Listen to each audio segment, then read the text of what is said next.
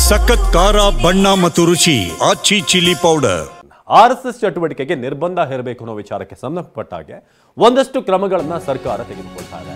ಈ ನಡುವೆ ಈಗ ಸರ್ಕಾರಿ ಸ್ಥಳದಲ್ಲಿ ನಿರ್ಬಂಧ ಸಂಬಂಧಪಟ್ಟ ಹಾಗೆ ಪತ್ರದಲ್ಲಿ ಉಲ್ಲೇಖ ಆಗಿದೆ. ಈ ನಿರ್ಬಂಧ ವಿಧಿಸುವಂತಹ ಪತ್ರವೊಂದನ್ನ ಬರೆಯಲಾಗಿದೆ. ಸರ್ಕಾರಕ್ಕೆ ಪೊಲೀಸ್ ಮಹಾನಿರ್ದೇಶಕರು ಬರೆದಿರುವಂತಹ ಪತ್ರ ಇದೆ. ಸರ್ಕಾರಕ್ಕೆ ಆರಕ್ಷಕ ಮಹಾನಿರೀಕ್ಷಕರಿಂದಲೂ ಕೂಡ ಪತ್ರ. ಅಕ್ಟೋಬರ್ 15ರಂದು ರಾಜ್ಯ ಸರ್ಕಾರಕ್ಕೆ ಬರೆದಿರುವಂತಹ ಪತ್ರ.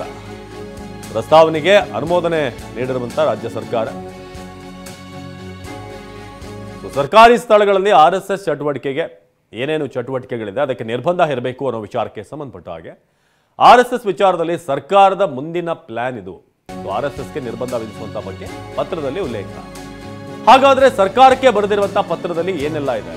ಹಲವಾರು ಅಂಶಗಳನ್ನು ಉಲ್ಲೇಖಿಸಲಾಗಿದೆ. ಸರ್ಕಾರಿ ಸ್ಥಳಗಳಲ್ಲಿ ಖಾಸಗಿ ಚಟುವಟಿಕೆ ಅಕ್ರಮ, ಜಾಗವನ್ನ ಬಳಸಿಕೊಳ್ಳಬೇಕಾದ್ರೆ ಅನುಮತಿ ಕಡ್ಡಾಯ, ಅನುಮತಿಯ ಕಡ್ಡಾಯ ಎಂದು ಪತ್ರದಲ್ಲಿ ಉಲ್ಲೇಖ ಆಗಿದೆ. ಕಾನೂನು ಸುವ್ಯವಸ್ಥೆ ಕಾಪಾಡುವುದು ಮುಖ್ಯ ಆಗಿದೆ. ಸಾರ್ವಜನಿಕರ ಆಕ್ಷೇಪಣೆ ನಿವಾರಿಸುವುದು ಅವಶ್ಯಕ.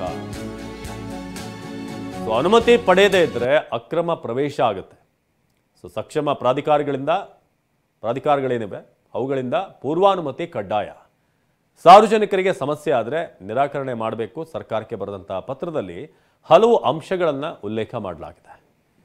ಆರ್ಎಸ್ಎಸ್ಗೆ ಅಂಕುಶ ಹಾಕುವಂಥ ನಿಟ್ಟಿನಲ್ಲಿ ಸರ್ಕಾರ ಈಗ ಮತ್ತೊಂದು ಮಾರ್ಗದಲ್ಲಿ ಬರ್ತಿರೋ ಹಾಗೆ ಕಾಣಿಸ್ತಾ ಇದೆ. ನೇರವಾಗಿ ಆರ್ಎಸ್ಎಸ್ನ ಹೆಸರನ್ನ ಉಲ್ಲೇಖ ಮಾಡಿದೆ. ಖಾಸಗಿ ಸಂಸ್ಥೆಗಳ ಕಾರ್ಯಕ್ರಮ ಏನಾದರೂ ಅದು ಕಾನೂನಿಗೆ ತೊಡಕಾಗಿದ್ರೆ, ಸಮಸ್ಯೆ ಉಂಟು ಮಾಡುವಂಥ ಕಾರ್ಯಕ್ರಮ ಆಗಿದ್ರೆ ಅದಕ್ಕೆ ಅನುಮತಿ ಕೊಡೋಕ್ಕಾಗೋದಿಲ್ಲ. ಸಾರ್ವಜನಿಕರಿಗೆ ಸಮಸ್ಯೆ ಆದರೆ ನಿರಾಕರಣೆ ಮಾಡಬೇಕು. ಸಕ್ಷಮ ಪ್ರಾಧಿಕಾರಗಳಿಂದ ಪರ್ಮಿಷನ್ ಬೇಕಾಗುತ್ತೆ. ಮುಂಚೆನೇ ಪರ್ಮಿಷನ್ ತಗೊಂಡು ನಂತರ ಕಾರ್ಯಕ್ರಮಗಳನ್ನು ಮಾಡಬೇಕು ಅನ್ನೋದ್ರ ಬಗ್ಗೆ. ಒಂದು ವೇಳೆ ಏನಾದರೂ ಅನುಮತಿ ಪಡೆಯದೇ ಇದ್ದರೆ ಅಕ್ರಮ ಪ್ರವೇಶ ಆಗುತ್ತದೆ. ಸಾರ್ವಜನಿಕರ ಆಕ್ಷೇಪಣೆ ನಿವಾರಿಸೋದು ಅವಶ್ಯಕ.